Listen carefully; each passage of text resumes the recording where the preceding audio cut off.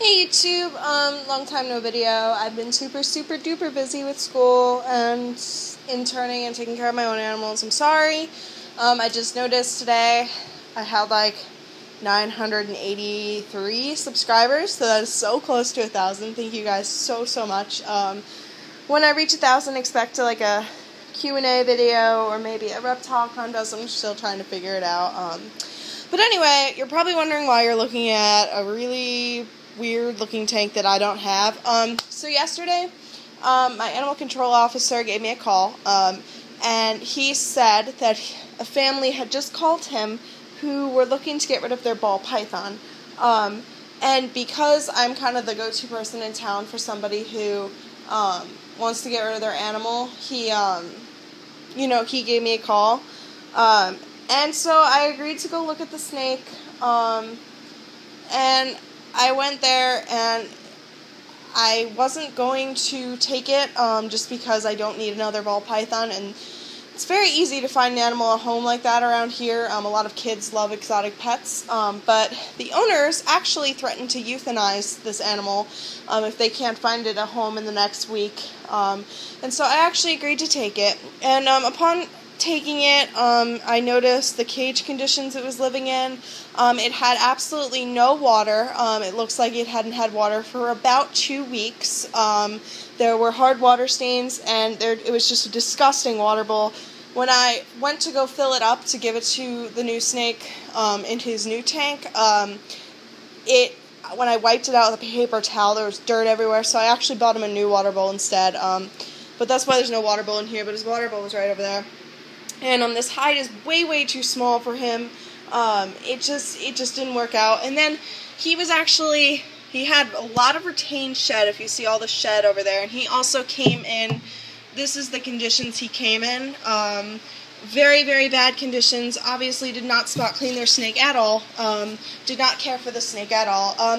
And another thing that this snake didn't have was heat. They kept it at room temperature during the summer, which their house was about 75 degrees. And during the winter they gave it a heat pad, which was only heating it up to probably, I imagine, like 82. So this snake was kept at way too cold temperatures. It wasn't given any heat during the spring, summer, and fall.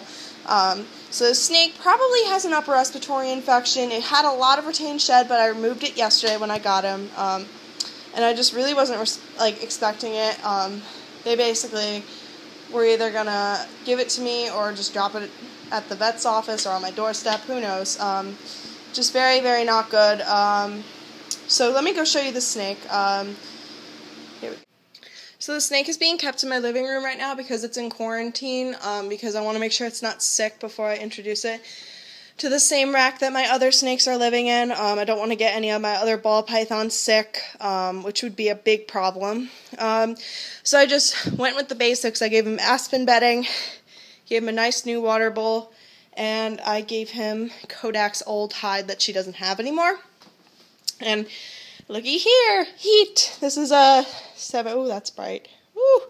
It's a 75 watt bulb. It's heating the temperature to like 98 to 100 degrees because when you suspect a snake has an upper respiratory infection, the thing you're supposed to do is increase the temperature a little bit over than the recommended. So I'm hoping to be able to cure this whatever he has just with heat. If not, obviously I'll be taking him to the vet. So let me show you him. Let's see. So I just removed the lid and the heat light because that's a fire hazard if I just leave it on. So he's in this log. He's right here. He's quite large, actually. He's not unhealthy. He's not healthy. He's still on very high,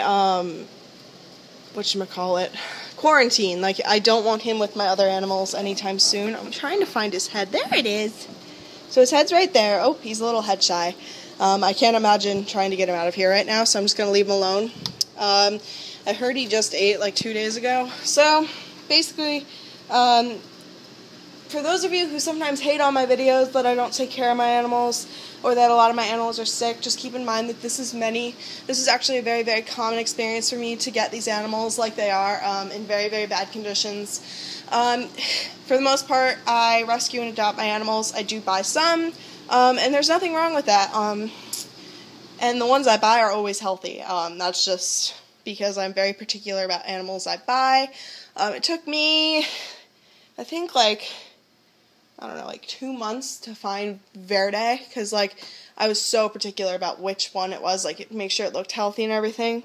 So, the ones I rescue and adopt, many of them have come from very, very bad situations.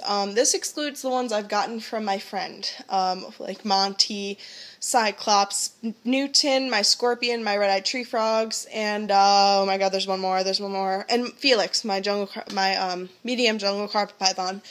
Everybody else was either bought or rescued or adopted. Some of the really, really bad cases would be, let's see, I'm thinking. Paisley, my ball python that you guys know, she came just like this, except as a baby. Who else? Oh my god, I'm just thinking. Serendipity was half-starved. She wasn't fed at all when she was little.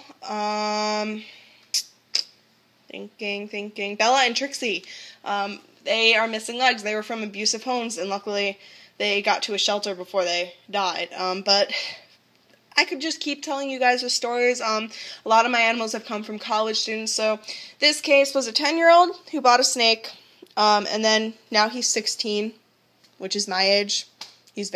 I've heard didn't meet him, but I have an idea who he is. He's not in my town, but he has mutual people that come to my school, and those people are kind of weird. But, anyway, he was going to be euthanized if I didn't rescue him, so that is why some of my animals are sick, is what the most part is because I rescue and adopt them. When my animal gets sick, I take them to the vet. That's just one of the things, and I've really gotten a lot of comments lately, and I'm actually laughing because I think it's funny. A lot of people have been commenting that it's a hoarding case. Hoarding by definition is keeping too many animals that you can't properly care for, feed, or get vet care. Every single animal in there, including the frogs, will get vet care if needed. I have a vet. I pay for the vet. They don't give me a discount. And every animal I take on, is a responsibility. This one I didn't have much choice on just because I didn't want it to get euthanized, because that's just unfair to the animal. That's just not okay. And I'm afraid that happens way too much around here. People are kind of uptight. And when a kid says, I want, parents kind of get it for them. These are just locks that came with it. He's going to be moving into the rack after he gets a clear health check, which is 2 or 3 weeks from now. As long as he eats and he's healthy. But yeah, that's where he's living. And then there's a rock that I put on his tank. So yeah, that is the new addition. He might be staying, he might be going, it depends. I might be finding him a better home. Not a better home, just a very, very good home that will take care of him. But for the most part right now, until he gets a clear health check from me and possibly the vet, he's not going anywhere. So thanks YouTube for all the subscribers. I will be making a video shortly. I've been very, very busy. And yeah, I've had so much homework. It's ridiculous. So yeah, thanks YouTube. Bye.